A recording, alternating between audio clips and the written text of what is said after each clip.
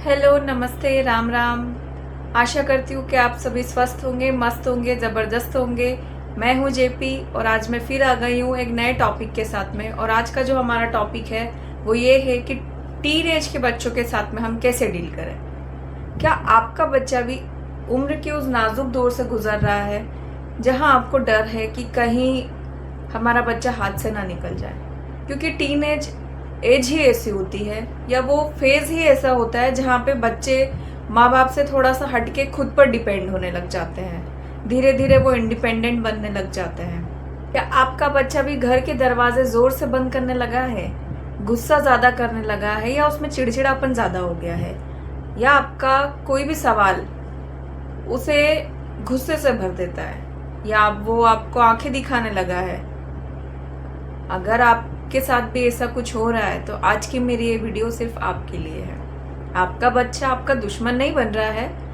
आपका बच्चा उम्र के उस फेज में आ गया है जिसे हम टीन एज कहते हैं, और इस एज में बच्चों से ज्यादा माँ बाप को समझने की जरूरत होती है, क्योंकि यही वो एज होती है जहाँ बच्चों को सही गलत, अच्छा बुरा, इन सब चीजों में समझ होना जरूरी होता है, वरना वो गलत संगत में भी पड़ सकते हैं। यही वो एज होती है जहाँ पर बच्चे धीरे धीरे खुद पर डिपेंड होने लगते हैं, और यही वो एज है जहाँ पर उनके बिगड़ने के चांसेस भी हाई होते हैं। यही वो एज है जहाँ पर सही और गलत के बीच की एक थीन सी लाइन उन्हें समझना जरूरी है, उन्हें समझाना जरूरी है। और एज अ पेरेंट आप क्या कर सकते हैं, आज हम इस वीडियो में बात करेंगे। तो एज अ पेरेंट अपने टीन एज बेबी के साथ में आपको कैसे डील करनी है। आज हम कोई ज्ञान की बात नहीं करेंगे, हम बात करेंगे टीन एज न्यूरोसाइंस और साइकोलॉजी की, जिससे कि आपको हेल्प हो सके कि आपको अपने बच्चे के साथ में कैसे डील करनी है।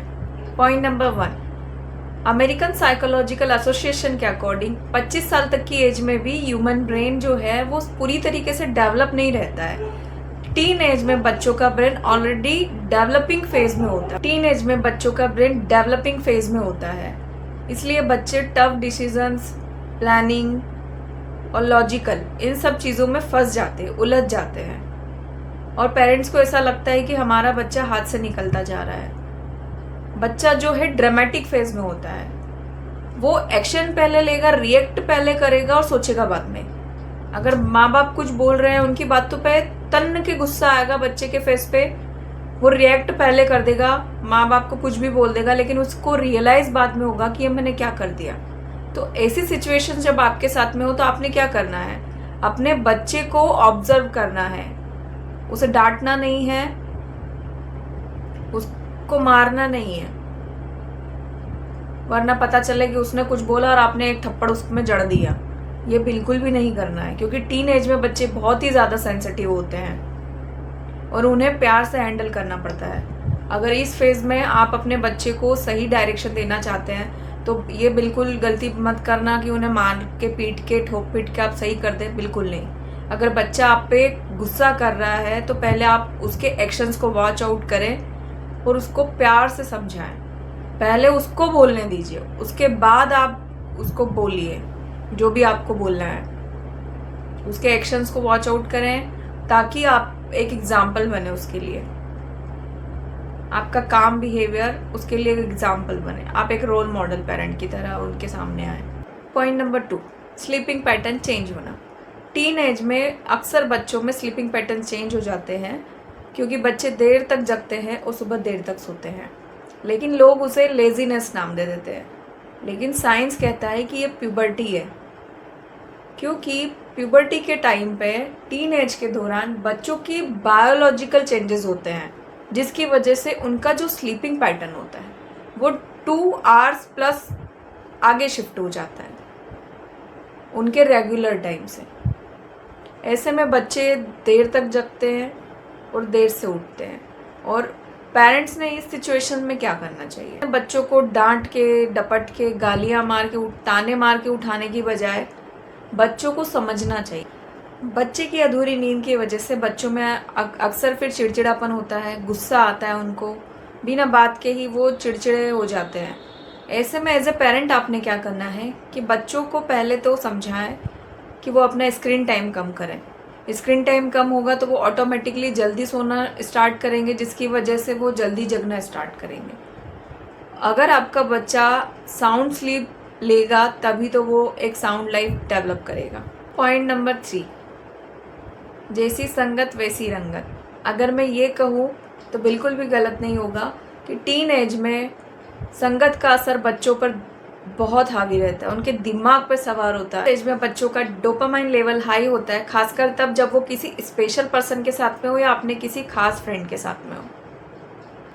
और आजकल के जो जेनजीज है, जेन अल्फा हैं, वो अपने फ्रेंड्स के सामने कूल दिखने के चक्कर में किसी भी हद तक जा सकते हैं। उन्हें फिर समझ में नहीं आता है कि वो सही कर रहे हैं या गलत कर रहे हैं। ऐसे में एज अ पेरेंट आपने क्या करना चाहिए ताकि आपका बच्चा किसी गलत संगत में ना पड़े या कोई गलत स्टेप ना ले लाइफ में। तो इसके लिए ज़रूरी है कि आप भी अपने बच्चों के फ्रेंड जोन में शामिल होइए। अब आप शामिल कैसे होंगे? आप अपने बच्चों के दोस्तों को घर पे बुलाइए, डिनर या लंच पे इनवाइट कीजिए, उनके साथ में भी आप टाइम स्पेंड कीजिए, जिससे कि आपको पता चले कि वो बच्चा एक्चुअल में अच्छा है आपके बच्चे की फ्रेंडशिप के लिए या नहीं है। बजाय इसके कि आप अपने बच्चे को ताना मार रहे हैं कि तुम्हारा वो दोस्त बिल्कुल अच्छा नहीं है, वो तो ऐसा है, वो तो वैसा है। ये सब अगर आप बोलेंगे उसको तो वो आपसे और दूर होता चला जाएगा, क्योंकि इस एज में बच्चों को माँ बाप से ज़्यादा दोस्त पसंद आने लगते हैं। मैं आपको अपने बच्चों का दोस्त तो बनना ही है, लेकिन बच्चों के दोस्तों का दोस्त भी आपको बनना है। नंबर 4, अपने बच्चों के साथ में टीन एज में ज़्यादातर मारपीट ना करें या उनसे कोई भी चीज़ फोर्सफुली ना करवाएं। साइकोलॉजी कहती है कि अगर इस एज में, टीन एज में, आप अपने बच्चों के साथ में अगर कोई भी चीज़ ज़बरदस्ती करते हैं तो पहली बात तो वो आपसे कट ऑफ हो जाते हैं, और दूसरा, जब भी आप उनको फिर उनकी गलती पे समझाने जाएंगे तो उनका ब्रेन जो है वो शट डाउन मोड में ऑन हो जाता है, क्योंकि वो आपकी बात सुनना ही नहीं चाहते, उस टाइम पे समझना ही नहीं चाहते हैं। तो आप फिर चाहे कितना भी बोलते रहें, कितने ही घंटे का लेक्चर आप उनको देते रहें, उनके दिमाग में जू तक नहीं रहेंगे। इसलिए बच्चों को फोर्सफुली कोई भी चीज़ करने के लिए नहीं कहना चाहिए। तो एज अ पेरेंट फिर आपने करना क्या है?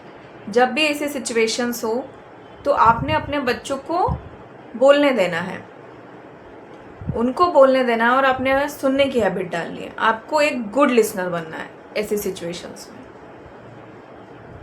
और हमारे इंडियन हाउसेस में अगर बच्चा सुन नहीं रहा है तो सबसे पहले तो उसको थप्पड़ मारा जाएगा। अगर थप्पड़ नहीं भी मारते हैं आजकल के पेरेंट्स, अगर बच्चे ने थोड़ा सा वॉल्यूम हाई किया है तो माँ बाप उससे डबल हाई करेंगे, और बच्चा डबल पे पहुंच जाएगा तो पेरेंट्स 5 टाइम्स हाई हो जाते हैं। तो हमें इन्हीं छोटी छोटी गलतियों से बचना है। अगर बच्चा कुछ बोल रहा है या गुस्सा कर रहा है तो आपने उससे पहले सुनना है, फिर अपना ओपिनियन देना है। और ज़्यादातर अगर बच्चा टीन एज वो एज होती है जब बच्चा काम से भी भागने लगता है, घर वालों से भी भागने लगता है, बहाना बना के वो दोस्तों के साथ में जाएगा, क्योंकि उसको दोस्तों के साथ में खुशी मिल रही होती है इस टाइम पे। तो बच्चों को अपने घर में कैसे इन्वॉल्व करें? सबसे पहले तो बच्चों को छोटी छोटी जिम्मेदारियां बांट दें घर की, या तो उससे राशन लेने के लिए बोल दें या उसको गार्डन में पानी देने के लिए बोल दें। आपके यहाँ गार्डन नहीं है तो अपने घर के मसले मसालों पर उसकी ओपिनियन लें। इससे बच्चा धीरे धीरे घर में इन्वॉल्व होने लगेगा और उसको लगने लगेगा कि हाँ, वो भी एक रिस्पॉन्सिबल मेम्बर है फैमिली का, और फिर वो धीरे धीरे रिएक्ट भी वैसे ही करने लगेगा, क्योंकि ये चीज़ें ज़रूरी है और ये हर कोई नहीं सिखाता है। बहुत सारे पेरेंट्स ये कह के भी बच जाते हैं कि अरे अभी उसके दिन है, हमने हमारे दिनों में एंजॉय नहीं किया था तो बच्चों को करने दें। इंजॉय करना अच्छी बात है, लेकिन सही चीज़ें सिखाना भी ज़रूरी बात है, क्योंकि यही वो एज है जहाँ पे उनको सब सीखना ज़रूरी है, वरना वो रास्ते से भटक सकते हैं। इस एज में बच्चों को पनिशमेंट से ज़्यादा गाइडेंस की ज़रूरत होती है, उनको कोचिंग लेने की ज़रूरत होती है, कोच करने की ज़रूरत होती है पेरेंट्स से। अगर आप उनका फ़ोन छीन लेंगे, उनको 2-4 थप्पड़ मार भी लेंगे तो इससे बच्चा सुधरने वाला नहीं है, वो रिबेलियस किड हो जाएगा। फिर घर के कामों में बच्चों को जिम्मेदारियां देने से पहला तो ये होगा कि बच्चे कॉन्फिडेंट बनेंगे, और दूसरा ये कि आपस का फैमिली बॉन्ड भी स्ट्रांग होगा। आपके बच्चे आपके सबसे बड़े दुश्मन तब बन जाते हैं जब आप उनका कंपैरिजन हर बात में किसी तीसरे इंसान से करने लग जाते हैं। तो सबसे पहले तो कंपैरिजन आप बंद कर दीजिए। अपने बच्चों के छोटे छोटे किए हुए कामों को अप्रिशिएट करें। अगर उसने आपको पानी का ग्लास भी ला के दिया, या मेहमानों के आने पर अगर उसने चाय बना दी आपके बिना कहे, तो आप मेहमानों के जाने के बाद में उसको आप अप्रिशिएट करें, ताकि उसको लगे कि हाँ उसने कुछ अच्छा काम किया है, ताकि अगली बार वो और अच्छा करने के लिए खुद को इंस्पायर करें, रेडी रखें। लेकिन हमारे इंडियन हाउस होल्ड में हमेशा ये बात होती है, बच्चा चाहे कितना भी कर ले, पेरेंट्स बोलेंगे तूने किया ही क्या है। फिर धीरे धीरे उसके दिमाग में ये चीज़ बैठ जाती है कि हम तो कितना भी कर लेंगे, हमारे पेरेंट्स खुश होने ही नहीं है। फिर धीरे धीरे बच्चा वही करने लगता है कि वो काम ही नहीं करता, निठल्ला, निकम्मा, आलसी हो जाता है। एप्रिशिएशन बहुत ज़रूरी है लाइफ में। अगर आपका बच्चा कुछ भी कर रहा है, छोटे से भी एफर्ट्स अगर आपके लिए ले रहा है, तो आपको उसको अप्रिशिएट करना ज़रूरी है। ऐसा नहीं है कि मतलब ये कोई काम ही हो गया अप्रिशिएट करना, नहीं। इससे आपके बच्चे को सबसे पहले तो मेंटली और इमोशनली बहुत अच्छा फील होगा, और दूसरा वो ऑटोमेटिक ही इन सब चीज़ों में फिर इंटरेस्ट लेने लगेगा। ये सारे साइकोलॉजिकल फैक्ट्स मैं आपको बता रही हूँ।